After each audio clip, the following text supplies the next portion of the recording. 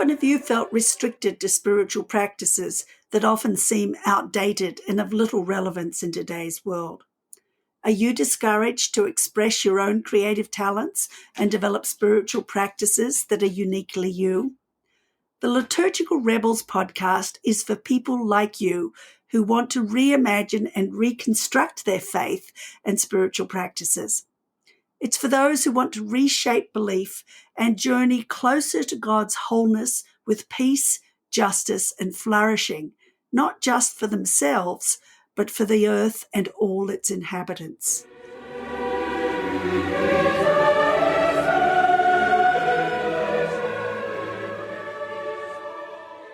In today's episode of the Liturgical Rebels podcast, I will be in conversation with Reverend Dr. Randy Woodley, the co-founder with his wife Edith of Eloheh Indigenous Center for Earth Justice and Eloheh Farm and Seeds in Yamhill, Oregon, a regenerative teaching farm. He is a Cherokee descendant and distinguished professor of faith and culture emeritus at Portland Seminary. Randy has written 13 books, including Becoming Rooted and Journey to Eloheh, which he co-authored with his wife. The Woodleys have been serving Indigenous peoples and others for over 4 decades.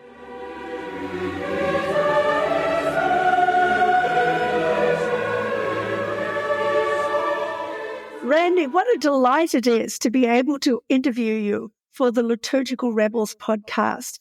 I have really been looking forward to this. Firstly, because of the fact that I don't know how many years we've known each other for, but it's quite a few. And I love any opportunity that I have to interact with you. And secondly, because you've had such a fascinating life.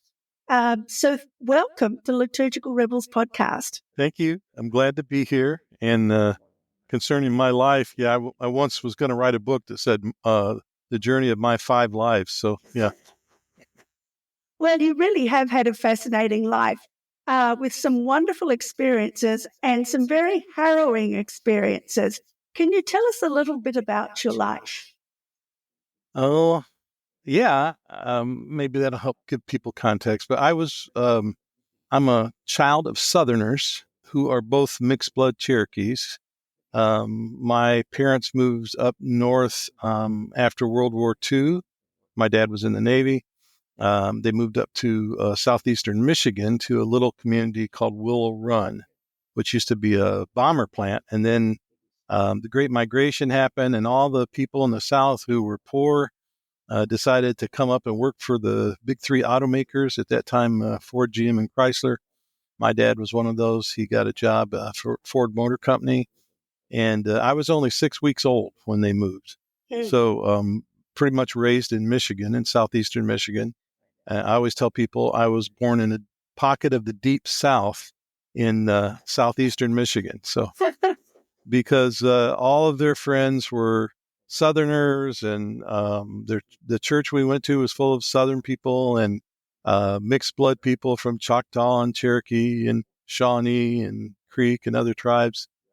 So there was a lot of people just like them who had moved to that community.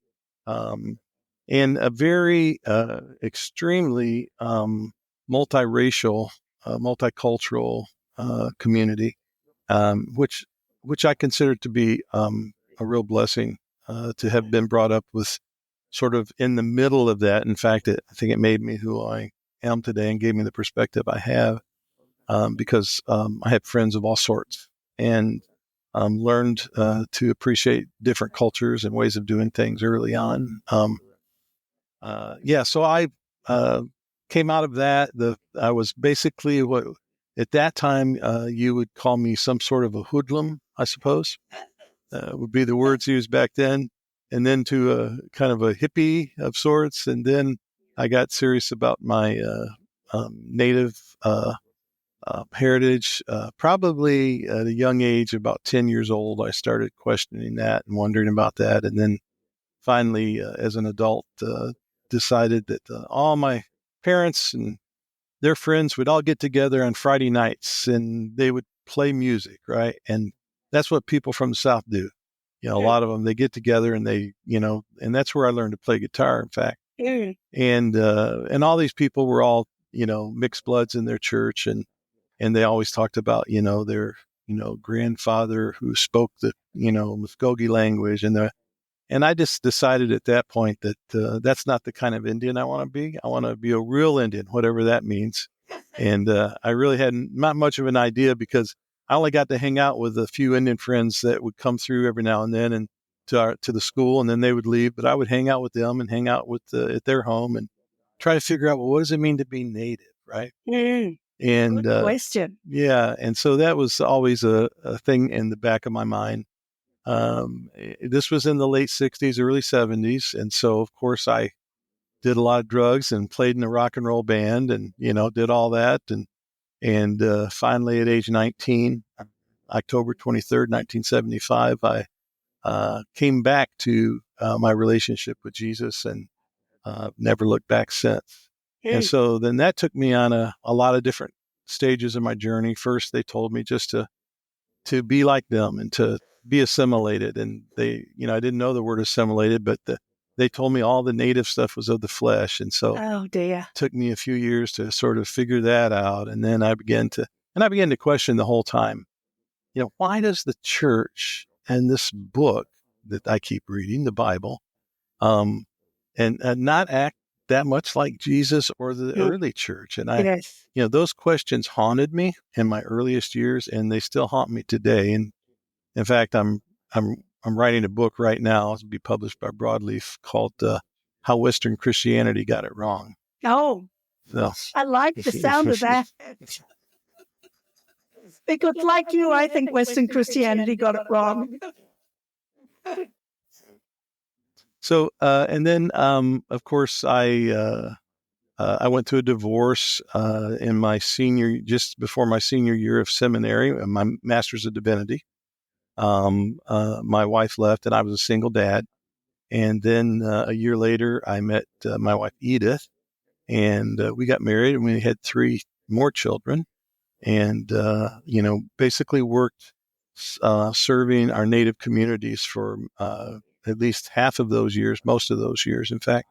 And we did everything there is to think of, like programs for unwed mothers and baby needs closet and baby needs Christmas and after school tutoring and powwows and youth culture camps and drug-free dances and basketball leagues. And, we just Kiowa language programs. We just did all kinds of things to serve the Native community throughout the years. So we created something called Christians for Justice and began to take on the major employers, the police department and the county jail and, on and on and on. And over the years, it got me in a lot of trouble. I bet it did. Good trouble. Our lives were threatened on a number of occasions. Suspicious trucks with their lights off following me out in the country to my home on my tailgate. And eventually I became a dean of students of Bacone Indian College for a while. And then because I exposed the racism going on there, I was let go, became a pastor of a culturally native church for 7 years. And from there, went back to the South for a couple of years and lost our place in Kentucky. Mm-hmm. We had a 50-acre farm and school and community. We were chased out by white supremacists and white nationalists with a lot of violence, and finally ended up, of all places, in academia in Oregon. And so then I spent the last 15 years in academia. I'm a distinguished professor of faith and culture emeritus now, and I received tenure and did that whole path. And so now I'm at a place where I'm just sort of teaching, reflecting it all. My wife and I know you want to talk later maybe about Eloheh. Mm-hmm. And, I can talk about what we do here when we do that. But that's been the vision all along, is to not teach in an academic setting. That was by necessity, but to actually teach around a fire. And so in all my academic studies, that was a different culture, different pedagogy, if you will, of what I ever had in mind. Our Eloheh, the idea is to sit around the room, sit around the fire, sit around the oak tree, and story, right? And that's what we do here. But I know we'll get back to that. So, but yeah, I mean, but I paid my dues in academia and climbed that hill, and uh, and figured what was going on there, and I have a lot of critique of that system. Well, we won't get into that today. No. Though I must say, one of the things that does amaze me in many ways is that through this journey, you remained a follower of Jesus. Now, I'm sure your perspective of what that means has changed. And I'd like you to give us a little bit of an insight into the journey that you've taken from a Christian perspective and why you've remained a Christian. Yeah, well, first I should correct the language because we're not Christians. Oh, sorry about that. So Edith and I decided about, 12, 15 years ago that Western Christianity really was, in more ways than not, the antithesis of what Jesus taught. And so, and since mostly all we have in the United States is Western Christianity, we decided that we really didn't need to be Christians. We were never that good at it anyway, of following all the things. We didn't know what a narthex was. We didn't know what the Stations of the Cross were until I was a pastor, and then only lately did we discover what Advent was. So I guess we just weren't good Christians anyway. So we just decided, our own native culture is so much closer to, and our native values so much closer to what Jesus taught, that we would just follow Jesus in our own native culture. And Jesus is fine with that. Oh, yeah. I think it's wonderful, actually. Yeah, I think that's something that so many people are recognizing, that Western Christianity does not have the answers, and that native cultures are much more like the way Jesus would be than Western culture is. I think that's a common thing that's happening. Yeah, and I love to see like you all and others with like Celtic Christianity or Celtic expression spirituality, because we've been sold a bill of goods, just like nationally we've been sold a bunch of lies and myths about what America is, and it's the same thing with the American church. And so we just need to sort through all that and do a lot of coming around to what's real for us and what's true for us. So wonderful. Yeah, we were not really that comfortable in all the things going on in the Western Christianity anyway. Like I always felt like, the sit down, stand up, I would say, we're doing the hokey pokey, put your right hand in, put your right hand up. And we were just kind of like, even though I pastored a church, but it became a very native church, and not at all Western Christian. I think those 7 years of pastoring traditional native people were probably the best education I ever had about understanding that God is at work outside the church in often much bigger ways than God is at work in the church. Amen. Amen. Now, the first of your books that I read that really impacted me was Shalom in the Community of Creation. And I know that this is a book that continues to impact many people in many different places. And your invitation to a life that is in harmony with the whole of creation is both compelling and I think challenging as well. And more so as the years go by. So tell us a little bit about that book and the concepts that you hope that people will embrace out of it. Yeah. Well, a couple things. And how this came about, I was leading a multi-ethnic pilgrimage, if you will, for the InterVarsity Christian Fellowship multi-ethnic staff. And we wanted to do a week of teaching and then 2 weeks on the Cherokee Trail of Tears and 2 weeks on the Freedom Trail. And so I was in charge of doing some teaching.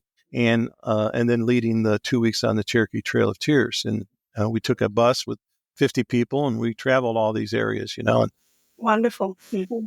yeah, it was an incredible, life-changing experience. But during the teaching time, we had some great teachers.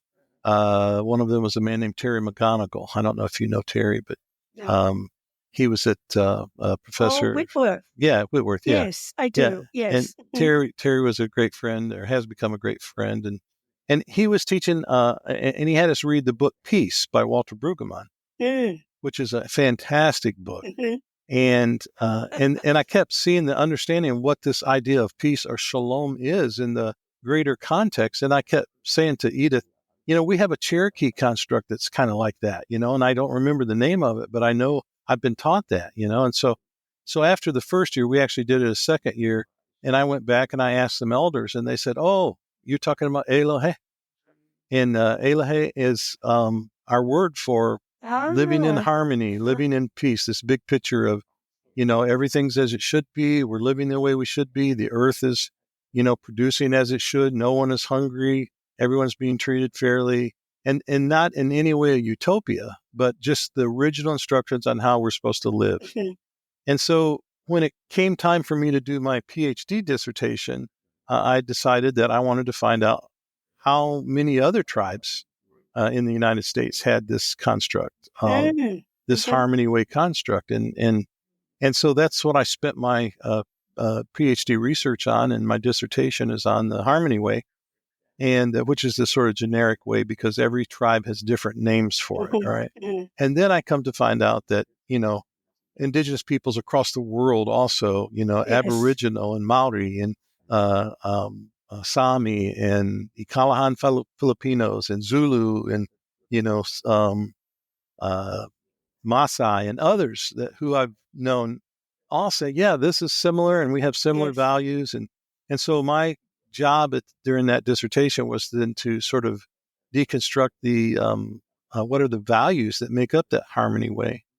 And after 45 different regions in the United States interviewing, having different ways of contacting and getting a hold of, and after 12 interviews with elder spiritual leaders who spoke their own language, I came up with 10 values that seem to be across the board for at least 45 different tribes and these elders.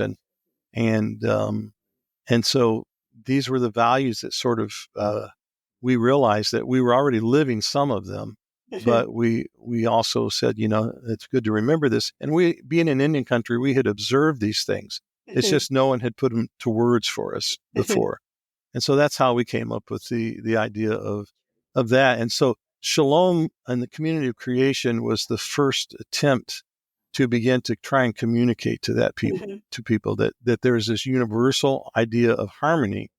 And what does it mean? Yes, it means peace, but it means so much more, so much deeper.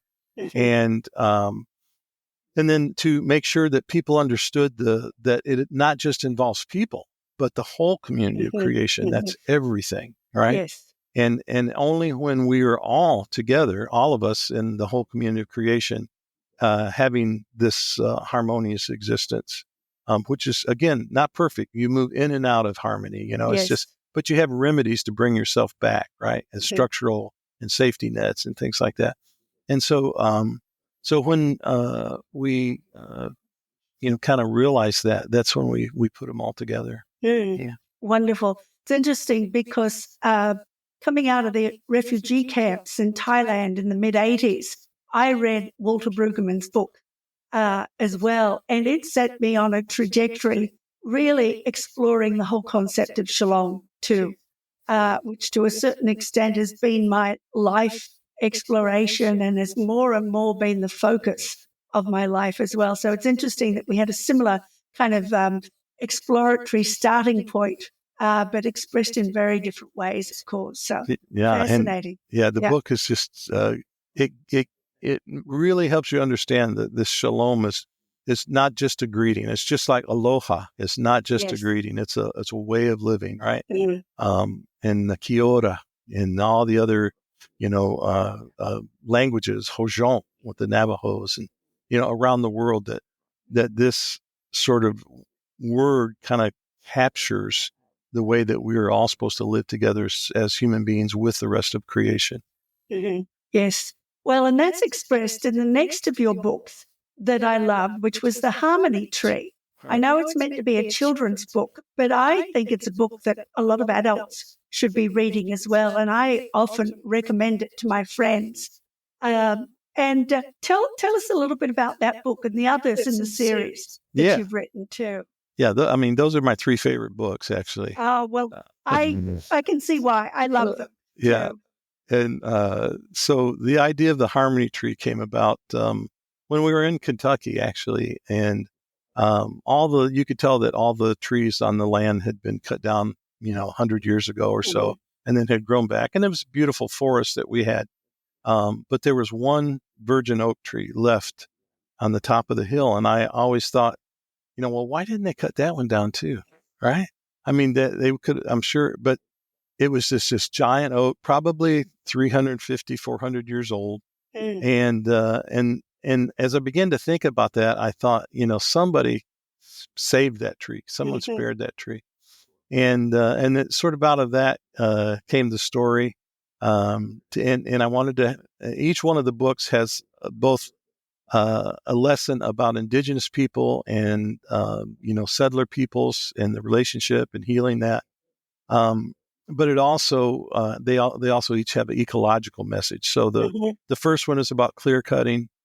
And the second book is called Harmony Tree Spared by Fire. And it's about a young, ethnically ambiguous girl of 10 years old who comes across native firefighters who saved from a forest fire. And so that book is about wildfires. Yes. And then the third book is actually more personal. It's about my own family. And it's about a boy who's born different. And we would say autism on the spectrum now, or neurodivergent. And I have not read that one. Yeah, and that's a real tearjerker. And that one is basically inspired by my daughter and my grandson. And so, and that one's a prequel. So it happens before any outside people arrive, any settler people. And it is also about animal preservation. So each of them have lots of different messages. The second book also is about empowering women. So I wanted to make sure that got in there. Yeah. Well, you've got such a strong and wonderful wife that you really have to affirm the emancipation of women in every kind of way. Yeah. You have seen it. You and Edith have such a lovely relationship from what I've seen. So we were just speaking about what was that, November? Yeah, November in Albuquerque at Richard Rohr's event. Wonderful. Well, and that leads to the next book. Well, I was just going to tell you one thing real quick. Yes. When we spoke together, and when we came off the stage, Richard got up, gave us a big hug, and he said, "You two are just perfect for each other." Lovely. I really appreciated that. How lovely. Yeah. Well, and then you wrote the last book together, Journey to Eloheh. It's, again, you talk about the concepts of the 10 Indigenous values, but in a much more direct kind of way than I think you did in Shalom and the community of creation. So, again, give us a little bit of the background to that. And I mean, you really have, but how you spell out those values in this book. Yeah. So, first of all, Edith never wanted to write a book. I've pushed her up front most of our time together, as she will say, and she has actually become quite good at it now. So, and so I pushed her into, I just said, people, well, first of all, people have been telling us for years, you guys should write your story, and we were just like, oh, nobody just wants to read our story. And then the editor from Broadleaf called one day and said, what if, because she was trying to get us to write it, she said, what if you took those 10 values you're always talking about and and you kind of talked about how those have been meaningful in your own lives. And we thought, oh yeah, that would be worth reading, And so we do a little bit of both. We share our stories. Edith shares hers, I share mine. Then we share our life together, and then we go into how we've tried to live out these values throughout our life. And we thought, well, this could be helpful to other people to try and live these values out, right?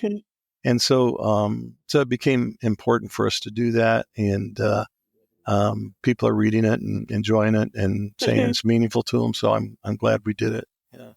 Oh yeah, it's an excellent book.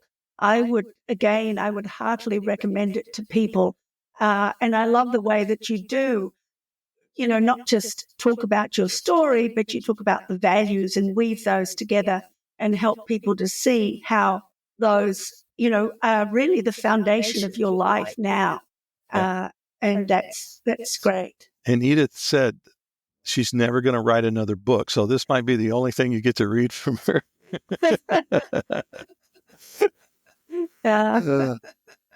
Now, as well as writing together, you also founded the Eloheh Indigenous Center for Earth Justice and the farm at Yamhill. Tell us a bit about the development of those. I mean, I remember us coming out in the very early days, and I wish we'd had more opportunities to come and see what you've been doing. But I remember buying some of your seeds and learning the whole process of how you save the seeds and all of this. And it was just wonderful to hear your vision for the property. Mm-hmm. Yeah. So it was a very circuitous route to get here. I explained that the first Eloheh was in Kentucky on 50 acres. And we lost it due to violent pressure from white nationalists. The second Eloheh was in Newberg, Oregon, but it was just a 3-acre farm, and we only had room to do the farm. We didn't really would have day classes, but there just wasn't room, and the planning and zoning was really against anything bigger. And so we finally decided to sell our place in 2019. Was a good time to sell. We decided at that point there was 10 acres oasis in New Mexico, north of Albuquerque, that we were going to move to and buy. And we were all set to buy that. And then at the last minute, the guy backed out of the deal after a year's worth of planning. Our place was already up for sale. I'm sorry, our place was already sold. And then we had actually 4 weekends to sell most of our farm stuff or store it. And we ended up moving and finding a place in Central Oregon in Maupin. Yeah, I remember that. Yes. Yeah. And we stored most of our farm equipment and both our friends, Andy Wade's, Andy and Susan Wade's place in their barn. So they were good enough to let us store a lot of stuff there. And then we were gone for 9 months until we found this place, and we moved in here. We started moving in here April 1st, 2020, right after the pandemic started. Mm-hmm. And so we had to make 9 trips across the mountain by ourselves to move us because we couldn't trust getting COVID, right? And we moved everything ourselves. And I can guarantee you that that's the last time we will physically be able to do that. So, and we finally got moved in, I think everything in June. And we started planting during those times and planting trees and just trying to carry out the original vision of Eloheh. And things have gone so nicely. People have supported us. The people in Washington, Oregon area, especially regionally, have just been so supportive and helpful, and volunteers. And yeah, so it's been going great here. And we're able to basically do all the things in the original vision, which were to create a farm, a regenerative, self-sustaining farm, to create a school, which our schools are just going great, to have a community that meets here and to practice our own traditions and ceremonies and things. And so this has really become a haven for us. Wonderful. Who are the students at your school? Well, they're people from all over, really. I mean, all over the United States and Canada. We've had a few from South America. But it's adults who come here we're not averse to teenagers, but it's not really a school for small kids. But they come here and they spend 4 days. Edith and I do teaching, and then our friends, Hawaiian friend Jim Sakura and our Lakota friend Lenore Three Stars also both teach during those days. And during a 4-day experience, we talk about our native spirituality, our indigenous spiritualities. We talk about our stories. We talk about things like doctrine of discovery and America before Columbus, and kind of educate people that way as well. And then we get them in touch with the land, and we teach about the land and the soil and the life in it, and that everything around us is our relative, and how to leave. And they leave this place, with a much closer idea of what it means to have an indigenous spirituality. And so, our whole, since the beginning of Eloheh, back in 2004, in Kentucky, it's been to decolonize and indigenize. And that's for everyone, not just for Native people. So wonderful. My next guest on the Liturgical Rebels is Sarah Augustine. Oh, great. Heads up, the Coalition for Dismantling the Doctrine of Discovery. Yes, I've worked with them on a couple projects. I thought you probably would have. And I'm really looking forward to hearing her perspective on that, because it's such an important area to talk about. And, and she has 2 great books out, at least 2 I know of I have. So we've never met in person, but we've been on some panels together on Zoom, and she's got a great message for the church. Yeah, wonderful, and I think it's a really good one to follow what we've been talking about today. Is there anything else that you would like to share with us before we finish here? Well, maybe I can quickly talk about what those values are. Those that 10 would be great. 10 values. I'd love that. Yes. Yeah. So, and I'm not going to give the whole technical. I'm just going to reduce them sort of down to an abridged version. But first of all, respect, honoring the sacred. Secondly, just living our lives in harmony and seeking peace. Building our communities by increasing friendships. Making sure that we have humor along the way, laughing at ourselves. Equality, which means everyone, you listen to everyone's consensus gives dignity. Our oral communication and traditions are this authenticity of speaking from the heart and passing on our stories. Looking forward by looking back, that we sort of, as Native people, we have to look and what's worked for us in the past before we can really move forward. This open work ethic, which we call balancing working hard and resting well, those kinds of things. Don't work just because for work's sake, right? It's once the work's done, rest and play, generosity and hospitality, sharing what you have. And then this natural connectedness to all creation, that we remember that we're related to everyone and everything. And so those 10 things I think are pretty much universal indigenous values around the world. And there's probably a lot more, but I know that at least those things prove true. Yeah, it's fascinating. I was just listening to a message on a YouTube station given by a Norwegian, sharing, some of the Norwegian values and why Norway always comes out as one of the happiest countries in the world. And basically what he was saying was those same values. Yeah.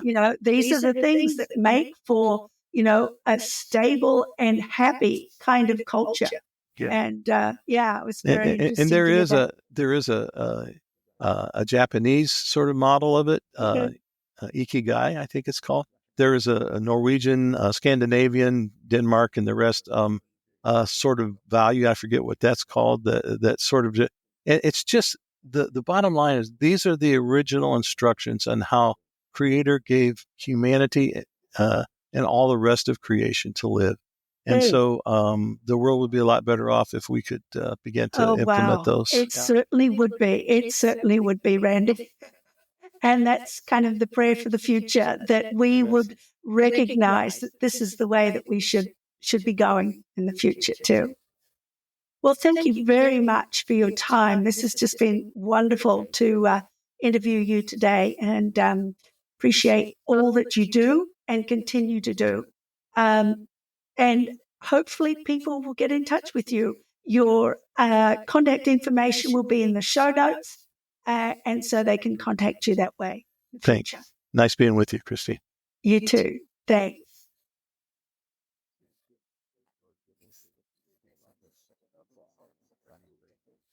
In today's episode, I have been in conversation with Reverend Dr. Randy Woodley, co-founder with his wife Edith of Eloheh Indigenous Center for Earth Justice and Eloheh Farms and Seeds in Yamhill, Oregon.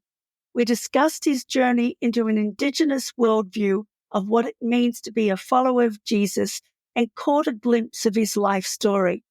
We talked about the concept of Eloheh, which is very close to the Jewish term for peace, Shalom, and to the concept of peace for all creation that many Indigenous peoples have. We explored Randy's many book projects and his establishment of the Eloheh Indigenous Center for Earth Justice. I am Christine Sine, the author of Celtic Advent Following an Unfamiliar Path and The Gift of Wonder. My other books include Digging Deeper, The Art of Contemplative Gardening, and To Garden with God. I also write regularly on Substack. If you enjoyed this episode, don't forget to hit like and subscribe to the podcast. Please also share it with your friends or join me on Substack, Instagram, or Facebook.